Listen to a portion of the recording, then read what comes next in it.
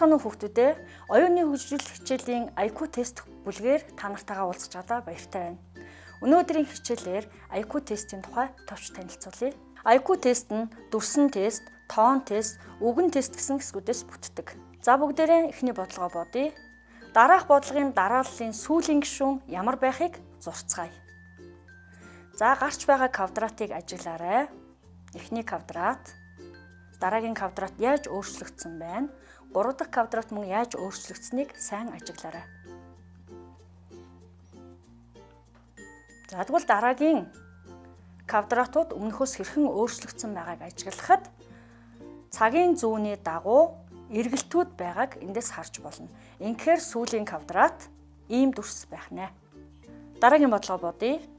Дараах бодлогын асуултын тэмдэгтээ шоо ямар өнгө дүрстэй байх вэ? За, шооны байрлалыг болон өнгийг маш сайн ажиглаарай. Эхлээд 2 хөх, 2 ягаан, 2 ногоон, 1 хөх өнгийн шоо бай. За тэгвэл дараагийн шоо ямар өнгөтэй байхыг ажиглая. Энд өнгүүд 2-2-ороо ээлжлэн байрлсан бөгөөд дөрөв дэх хэсэгт эхний өнгө давтагдаж байна. Ингэхээр хамгийн сүүлчийн шоо цэнхэр өнгөтэй. Тэгээд мөн 2 цэг байх нэ. За өгсөн хүснэгтийн хооснууданд ямар тэмдэг байх вэ? За үүнийг маш сайн ажиглаарай.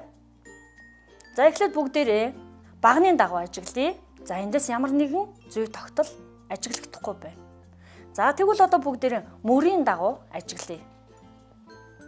Мөрийн дагуу байгаа 3 дүрсүүд хоорондоо ямар хамааралтай болохыг анхааралтай ажиглавал 1-р багны дүрс 2-р багны дүрстэй нийлээд 3-р багнанд байрлсан байна. За сайн ажиглаарай хүүхдүүдээ. За мөн дараагийн хэсэг. Мөн 1-р багны дүрс 2-р багны дүрстэй нийлээд 3 дахь багнанд байрлсан байна. Тэгвэл хооснууданд байх дүрс ямар байх вэ? За тэгэхээр эхний багны дүрс, дараагийн багны дүрс нийлээд тэнцвүүгийн тэмдэг хэлбэртэй дүрс гарч ирлээ. Дөрөв дэх бодлого өгөгдсөн нуглаасуудыг дэлгэхэд ямар дүрс үүсэх вэ? За эндээс ажиглая. Энэ дэлгээс өгөгдсөн нуглаасыг байрлуулна. За үүний өмнө эхлээ бүгдээрээ түүний яг эсрэг дүрсийг зурцгаая. Тэгэхээр энд ямар дүрс ах вэ? За мэдээ дэвсгэр улаан өнгөтэй тэгшүнцэгт байна. Дээр нь 2 шар дугуй дүрс байна. За дугуй дүрсүүдийн байршил ямар байгааг ажиглаарай. За одоо бүгдээрээ дэлгээс рүү шилжүүлье. За дараагийнх нь ийм хэлбэртэй дүрс үүсэх нэ. Дасгал 5. Асуултын тэмдгийн оронд тохирох хувилбарыг олоорой.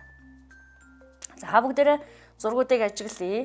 Хайч, мод, алим, ном, утас, алх. За эдгээрийг ажиглахад өнгүүд нь ногоон өнгө, улаан өнгө байгаа боловч алх улаан ногоон өнгөний аль нь ч байхгүй. Ингэхээр эндээс өнгөөр бид ажиглаад ямар нэгэн шийдэлд хүрэх боломжгүй юм байна. За одоо тэгвэл бүгдээрээ үгүүдийг бүтээж байгаа үсгүүдийг ажиглая. За эндээс харахад үгүүд 4 эсвэл 3 үсгээс бүтсэн байна.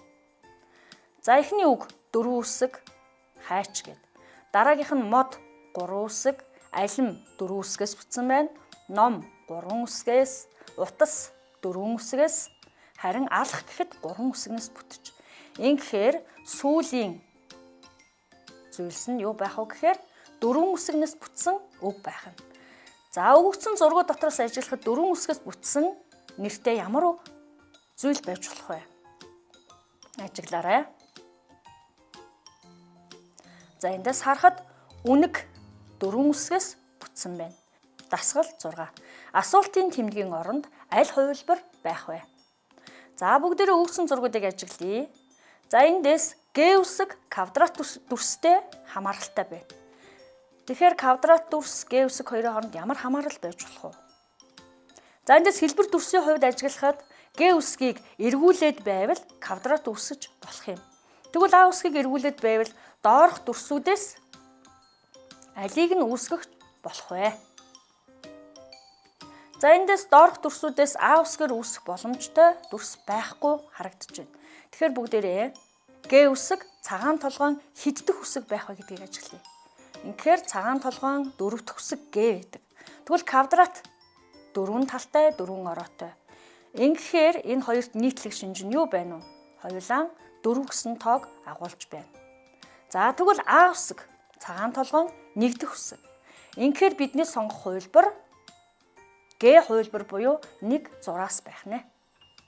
Дасгал 7. Зүй тогтлыг ажиглаад хоосон нүдэнд тохирох тоог бичээрэй.